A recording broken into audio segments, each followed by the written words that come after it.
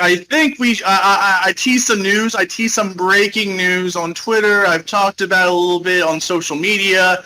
I don't think we should be, teasing it any bit longer. We shouldn't wait till the end of the show to break the news or talk about the developments going on in the Valorant scene. So let's just get out to it. Let's just throw it out there and have Twitch chat and everyone on social media kind of theorize about what's going on. I can confirm from multiple sources, I've talked to a few people in the know that I trust very, very well, that a pro CSGO player by the name of Nitr0 of Team Liquid, formerly of Team Liquid, who just retired from the team a few days ago, the legendary IGL that led Team Liquid to the IEM Grand Slam in 2019. He is not a player over the hill. He's still only 24. He's still only a few months old. Last year at this time, Nitr0 was leading the #1 team in Counter-Strike. And Nitr0 is looking to transition to Valorant. He is, from what I've been told, in discussions with multiple teams, some teams that might not even be announced yet in the North American scene, to be on their starting lineup in Valorant for the upcoming tournament. This is happening. Nitr0 seems to be on the way to Valorant.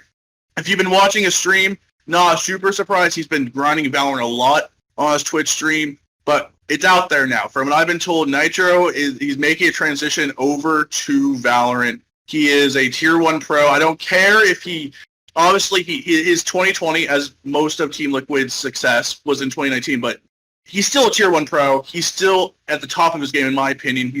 He had a dip in 2020, but this is a star player in the CSGO scene moving over to Valorant. And I think, Tyler, when we think about the impact of a move like this, that's the first thing that stands out to me. And we are, I'm sure, going to theory craft about where he can go and what kind of impact he can have on rosters, because he's not, let's be perfectly clear about this. If you are not familiar with the Counter-Strike scene, like you said, this is not a Tier 2 player who has kind of made his rounds in the amateur space and, maybe he's good. No, this is a world-class professional.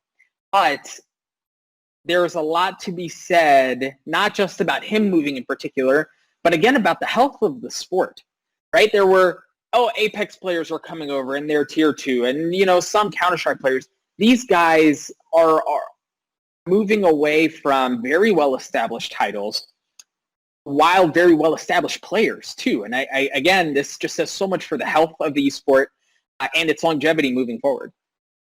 Yeah, Nitr0, I'm not saying this is a paradigm shift. I'm not saying this is going to be the open of the floodgates. I don't think we should expect Stewie 2K or any other of the Tier 1 Team Liquid players to move over, e.g. Genji. I think they're very happy in Counter-Strike space. I think for Nitr0, this is a natural transition. He really loves the game. He obviously has shown an adeptness. He's an adept skill playing from the short we've seen of him on stream. But also a big thing for him is he's coming in and he can be an IGL. He can be an in-game leader for one of these teams. And right now in Valorant, I think one of the biggest problems with not just NA teams, but European teams as a whole, is there's not a lot of class or designated IGLs that are really blowing the top off everyone. We've seen TSM. TSM had Hayes. They've switched to Sub Rosa. Shinobi on C9. We have T1, have AZK. We have it's a lot of people trying out the IGL role for the first time, or switching it up, or trying to find the right IGL role for the certain players. But for Nitr0, he's coming in, he's going to be leading a team in Valorant. And that's one of the reasons why so many teams are interested in him right now, because he comes on a team and he can be that big voice in a lineup. And there's a lot of skilled fraggers out there in the Valorant scene, especially in North America, but a lot of these teams need some discipline. And I think that Nitr0 can come in and bring some discipline to some of these teams.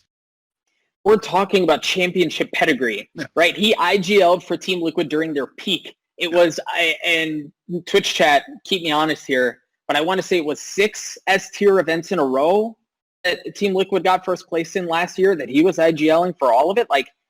It's like you said, this is not a guy who has never done this before, or even who has shown some inclination to be good at it.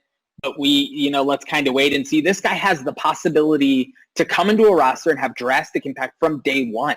And there are and I do want to get to this, Tyler. I want to talk about where this guy's going to go. I mean, there's quite a few teams. I mean, C9 only has 4 members. They only have 4 signed members. The one drawback, I know a lot of people are going to be like, C9 Nitro and Tens. That is a team that could win championships after championships. Finally, if you take the mechanical skill of Tens and pair it with the brain of Nitro and the leadership of Nitro and the fragging ability of Nitro, that is a star-studded duo that can win championships and not just get second place finishes. But we have to remind ourselves they have signed Shinobi, their IGL, to a official contract. So their IGL for C9 seems to be taken care of. But C9 could be a team. I know there's going to be a lot of talk about 100 Thieves. There's going to be a lot of 100 Thieves talk on this podcast. Maybe not because they're in any of our top 10s, but because they're not in our top 10s.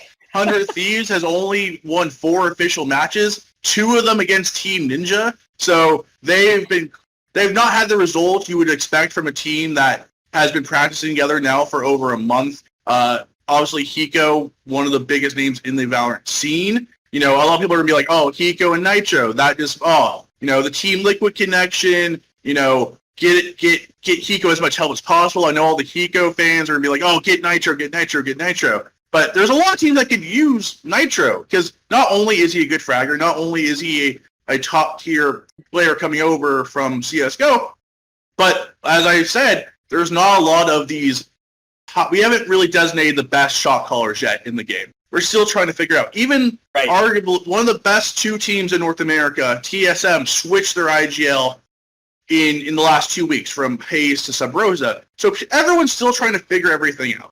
So I do think, though, Nitro coming will help a team, be it a new org or it's coming in, taking place of someone else and leading a team. There's so many endless possibilities, but I'm excited to see what happens. It's going to be a really fun couple of weeks as we see who gets him, what's his first tournament going to be like. It's an exciting time for North American Valorant. And if there weren't enough storylines as it is, I mean, this is just fuel to the flame. This is as good as it gets.